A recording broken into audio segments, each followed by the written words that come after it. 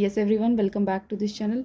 तो बेटा हम इंपॉर्टेंट क्वेश्चंस ऑफ एसएसटी कर रहे थे। इसके 2 पार्ट्स आपको ऑलरेडी अपलोड हो चुके हैं। ठीक है, ये पार्ट 3 होगा इस सीरीज़ का। ठीक है, so let's read out the first question. The first question we have, describe any 3 causes of the French revolution. ठीक है, कि जो फ्रेंच रिवॉल्यूशन था उसके 3 सबसे मेन रीजन्स क्या थे, 3 मेन कॉजेज क्या थे।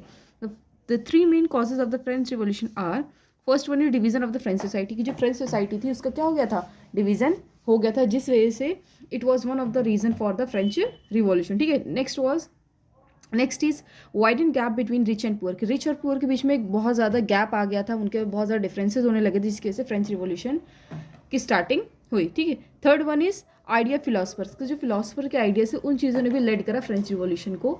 ठीक है, ओके, नेक्स्ट क्वेश्चन देखते हैं। नेक्स्ट क्वेश्चन क्या है हमारे पास, what were the causes of the empty treasury of the France under Louis 16। की लुइस 16 की जब लुइस 16 का शासन था तो उस टाइम पे फ्रांस की जो ट्रेजरी वो बिल्कुल एम्प्टी, यानी फ्रांस का जो जिसे कहते हैं खजाना, जो उनकी मतलब जितना धन दौलत उनके पास था वो एकदम से ख़त्म किस वजह से हो गया था, लुइस 16 के शासन काल में।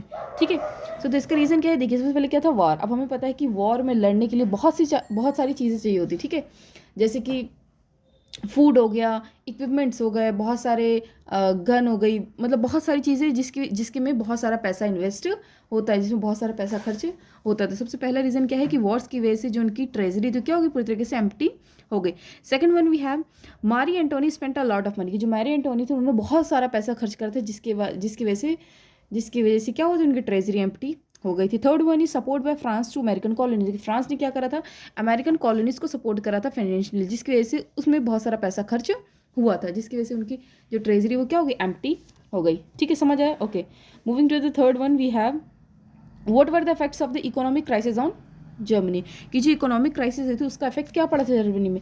इकोनॉमिक क्राइसिस का मतलब बच्चे कि जो एक कंट्री में जो ग्रोथ रुक जाती है, यानी कि वहाँ पे कहीं भी से भी पैसा आने का कोई सोर्स नहीं रहेगा। इकोनॉमिक क्राइसिस यानी फाइनेंशियल क्राइसिस बहुत ज़्यादा होने लगती है, उसको बोलते हैं इकोनॉमिक क्राइसिस। ठीक है, तो बोले उसका इफेक्ट जर्मनी पे क्या पड़ा था, बोला है the Germany's economy was worst hit by economic crisis. बोले इकोनॉमिक क्राइसिस की वजह से जो जर्मनी की इकोनॉमी थी उस पर बहुत ज़्यादा इफेक्ट हुआ था, बहुत ज़्यादा हिट वो हुई थी, यानी कि उनकी इकोनॉमी में एकदम डाउनफॉल आ गया था। ठीक है, second we have industrial production was reduce to 40%। जो इंडस्ट्रियल प्रोडक्शन होती थी, यानी जो इंडस्ट्री में जो चीज़ों की प्रोडक्शन होती थी, ठीक है, वो क्या हो गया था, इट कम्स टू 40%, वो 40% पर आ गया था, यानी कि जो इंडस्ट्रियल प्रोडक्शन वो भी बहुत ज़्यादा रिड्यूस हो गई थी। Third one is worker loss their job. कि जो वर्कर है उन्होंने क्या कर दिया, अपनी जॉब को। अब देखो ये तो ऑब्वियस सी बात है कि अगर वर्कर्स ने अपनी जॉब को लॉस्ट कर दिया तो प्रोडक्शन कहाँ से होगी, जो जितनी भी इंडस्ट्रीज है वहाँ पर फिर प्रोडक्शन करने के लिए कौन लोग जाएंगे। जब वर्कर की जॉब ही नहीं है तो जॉब तो काम करने तो वहाँ कोई जाएगा नहीं, और अगर कोई काम करने नहीं आएगा तो ऑब्वियस सी बात है प्रोडक्शन होगी नहीं, जिसकी वजह से प्रोडक्शन मार्जिन था 40% तक गिर चुका था। ठीक है, समझ आए। Okay, moving to the another one we have, describe the main poverty alleviation programs introduce by the government. जैसे कि हमें पता है कि इंडिया के अंदर यानी कि जो पॉवर्टी है, तो जिसके रिगार्डिंग गवर्नमेंट ने बहुत सारे प्रोग्राम्स को इंट्रोड्यूस किया था, बहुत सारी योजनाओं को देते। Main poverty alleviation program introduce by the government, पहला क्या है बेटा, प्राइम मिनिस्टर रोजगार योजना। पहला क्या है, प्राइम मिनिस्टर रोजगार योजना, भी हमने सुना हुआ है। ठीक है, सारे सुने हुए हैं, ये सारे गवर्नमेंट के द्वारा एक इनिशिएटिव है ताकि पॉवर्टी लाइन को हम थोड़ा पॉवर्टी लाइन से क्रॉस कर सके, पॉवर्टी लाइन से हम लोग ऊपर आ सके। ठीक है, Mahatma Gandhi national rural employment guarantee act, Swarna Jayanti ग्राम स्वरोजगार योजना। ठीक है, next we have Pradhan Mantri Gramodaya Yojana and rural employment generation program. ये सारे कुछ ऐसे इनिशिएटिव्स है, कुछ प्रोग्राम्स है जो गवर्नमेंट के द्वारा चलाए गए थे। ठीक है, टू रिड्यूस पॉवर्टी। ठीक है, next question we have, explain the indicators causes reasons of poverty. ठीक है, अब देखिए इंडिकेटर्स आए चाहे कॉजेस आए चाहे रीजन, सबका मतलब एक ही है कि पॉवर्टी की क्या चीज़ है जो पॉवर्टी को इंडिकेट करती है, या फिर पॉवर्टी के क्या कॉजेस हो सकते हैं, पॉवर्टी क्या रीजंस हो सकते हैं। ठीक है, देखिए कुछ ये हमारे पास पॉइंट्स यहाँ पे देखिए, लैंडलेसनेस की, जिसके पास मतलब ज़मीन जायदाद वगैरह नहीं, वो भी पॉवर्टी के अंदर काउंट होता है। ठीक है, अनएम्प्लॉयमेंट की वजह से, साइज़ ऑफ फैमिली, अगर फैमिली का साइज़ ज़्यादा बड़ा है तो ऑब्वियस सी बात है, अगर फैमिली का साइज़ बड़ा है तो हमको मतलब पैसा भी ज़्यादा चाहिए अपना घर का खर्चा लाने के लिए। ठीक है, अगर हमारे पास पैसे नहीं है, खर्चा ज़्यादा हम नहीं चला पा रहे, दैट मीन्स हम क्या पॉवर्टी लाइन के अंदर आ जाएंगे। ठीक है, लिटरेसी यानी कि पढ़े लिखे ना होने की वजह से, चाइल्ड लेबर अगर हो रहा है तो पॉवर्टी होगी।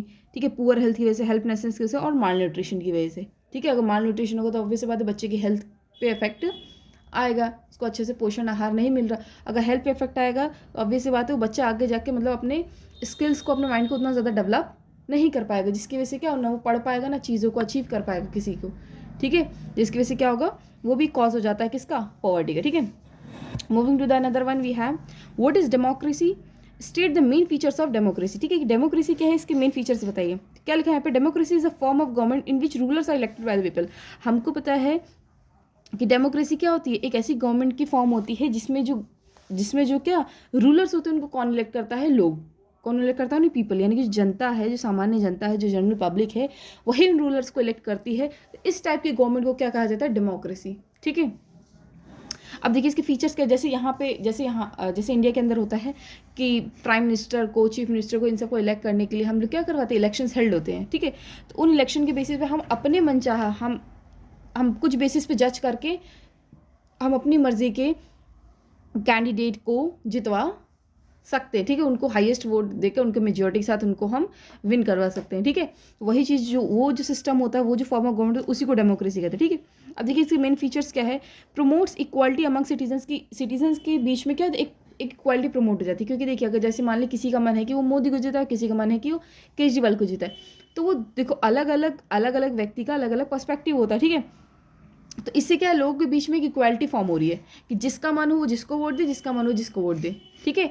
ये आपको फोर्सफुली नहीं कहा जाता कि आप किसी एक पर्टिकुलर इंसान, नहीं, जिसका आपको मन करे, जिसके काम से आप खुश हो, ठीक है, उसको आप जाके वोट कर सकते हो, ठीक है। नेक्स्ट क्या है, enhances the dignity of the individual. जो हर एक इंडिविजुअल होता है उसकी डिग्निटी को एनहांस करता है, क्योंकि इन इलेक्शंस हर एक सिंगल इंडिविजुअल के पास ये राइट है कि वो खुद जाके वोट कर सकते हैं, ठीक है। उनको किसी की परमिशन वगैरह की जरूरत नहीं पड़ती। If you are above 18 then you are free to elect somebody, ठीक है।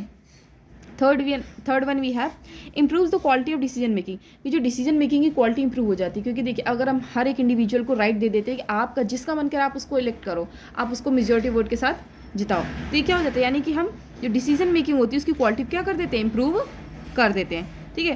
Fourth one is allows room to correct mistake, ठीक है। कि जो भी एक गलतियाँ होती हैं उनको करेक्ट करने के लिए भी एक मौका दिया जाता है, ठीक है। So that's it for today.